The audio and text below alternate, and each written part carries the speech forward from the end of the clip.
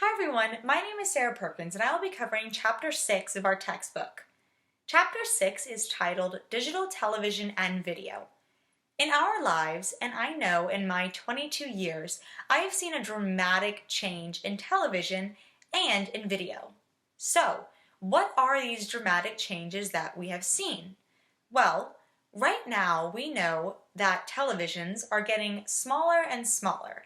However, sometimes they tend to get bigger and bigger, but they are doing this with an improved resolution, and you see this on both ends of the visual spectrum, whether a big TV or a small TV. They also are vastly improving in mobile phone videos. The vast improvement in mobile phone videos has led to a global expansion of the amount of videos that we now see on the internet.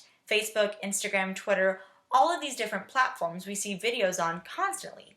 Program delivery is also shifting in that we are seeing something called the pull and the push movement happening today. Viewers have content pushed to them, and they're pushed to them through an expanding online environment where they then pull content whenever they're wanting to watch it. They can pull it when they want to watch it and whenever they want to watch it. Content is and will forever be readily available at our fingertips, which can sometimes be a little bit of a scary thing.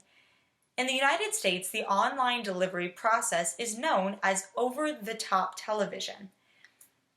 This is also known as OTT-TV. Over the top basically just means that there is an increasingly high popularity of accessing TV online. This content, however, is independent of traditional TV that we know of. This traditional TV is cable, satellite, etc. Most of this that we see are through things like Hulu, Netflix, Amazon Prime, all of those things that I know that you probably love. This is where we can watch previously cast television shows on the internet. So these shows have already been cast on cable and satellite, but now they're available through Netflix, Hulu, all the things I just mentioned.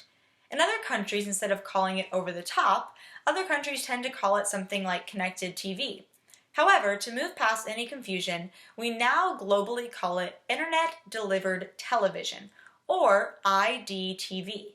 Now, let's move on to talk specifically about smart TVs. Most flat screens that display at least 42 inches and came out after the year 2016 are considered smart TVs. These smart TVs can easily display motion media such as Facebook or even Pinterest. An example is Samsung's Smart Hub. Samsung Smart Hub offers kinetic type of motion, it offers voice control, and it even offers facial recognition to get into the TV. Digital TV display, as well as high-definition video features in mobile phones that we use every single day, are used by 5 of the 7.3 billion people in the world. Yes, 5 of the 7.3 billion people. Digital video cameras, like the GoPro, have also become very popular. The GoPro camera is a camera that you can actually strap onto your body that records extremely high definition travel video, and it can even go underwater. YouTube, an also popular video website that I'm sure we all have used several times, has over 100 hours of video uploaded every single minute. And people who upload onto YouTube are viewers just like you and just like me. 80% of YouTube users actually live outside of the United States. And because of this, this has disturbed many of the already established broadcasters. These already established broadcasters now have to offer their content for free or via a subscription. We're seeing this a lot through news stations as well as other websites that offer content available.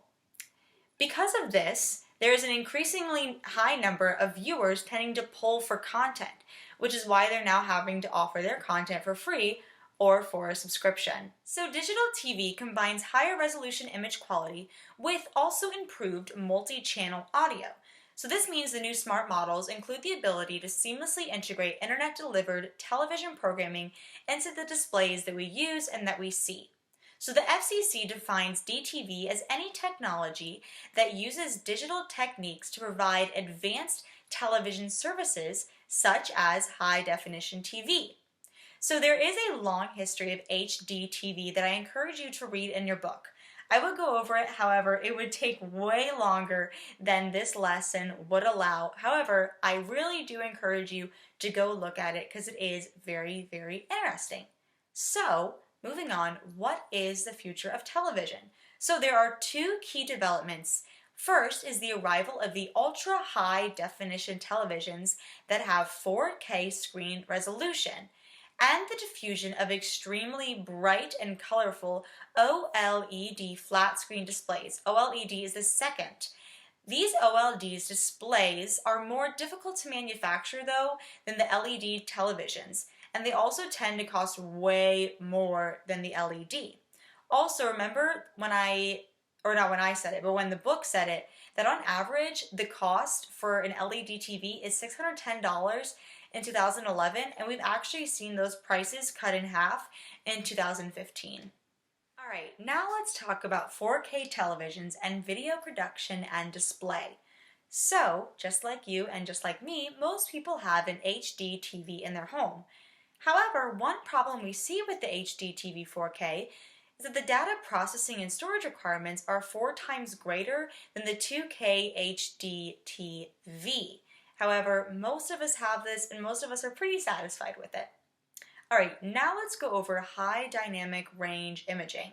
High dynamic range imaging is a recent development TV that uses HDR enhancements. So these HDR enhancements are that we see greater detail in the specific shadow areas of the display screen and the different scenes that we're seeing. Also, we can see a greater detail in the highlighted images that we see on our TV. All right, now that we have those two down, let's now move on to quantum dots. So quantum dots is a new term for consumers when they're considering purchasing a UHD display. So quantum dots, this term refers to the addition of a thin layer of nanocrystals. Now this thin layer of nanocrystals between the LCD backlight and the display screen, and because of these crystals, this unique application of the nanotechnology, this increases the color depth by 30%. So if that sounded confusing to you, don't worry about it. Just remember that the nano depth increases by 30%, so better color. All right, lastly, I'm going to go over with you the global digital transition. So the period between 2012 and 2016 was extremely crucial for the global conversion of analog to digital television. Now, this transition from analog to digital television transmission specifically began in France. So France made the first transition in 2011. After France was then Japan, and then the United Kingdom, then New Zealand, then Australia, then China, and then by 2016, almost all developed nations had fully completed their switchover. So by 2016, all nations had fully completed their switchover. So, in conclusion, the era of boring TVs are no more. We are now seeing thriving color, and the history is evident that there will be even more to come in the next 22 years. So, my question for you is this: how do you think that smart TVs have changed watching TV in the family home? Thank you so much for watching. Have a great week.